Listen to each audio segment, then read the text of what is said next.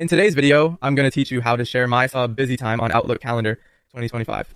Step by step. If you need colleagues to see when you're available, without exposing meeting subjects or details, sharing only your busy times is the safest and most efficient way to do it. We'll walk through the exact settings so others can plan around your schedule while your event content stays private.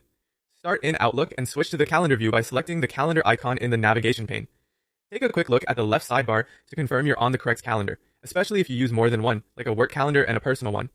The sharing setting applies to whichever calendar you select there.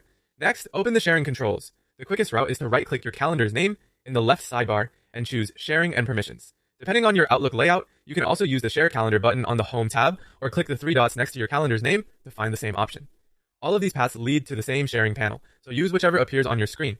In the sharing panel, add the person you want to share with, click into the add box and start typing their name or email address. Outlook will suggest matches from your organization's directory and your contacts. Select the correct person when they appear, then click add or press enter to include them. You can repeat this if you're sharing with multiple people, but add only those who truly need access. Now set the permission level, find the person you just added in the currently sharing with list, open the drop-down next to their name, and select Can View when I'm busy. This setting reveals only your availability blocks, busy, free, tentative, or away, without showing titles, locations, or notes. It's ideal for scheduling while maintaining privacy. Be careful not to choose options that expose more detail if your goal is strictly busy times. When you're ready, click OK to save. Outlook sends the recipient an email with a link to view your free/busy information.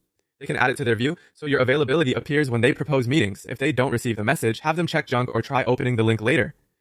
A few quick tips before we wrap up. You can return to sharing and permissions anytime to change or remove access. For your availability to show correctly, make sure your events are marked as busy or tentative. And if you manage multiple calendars, share the one that actually holds your work meetings. That's all you need to share your busy times in Outlook.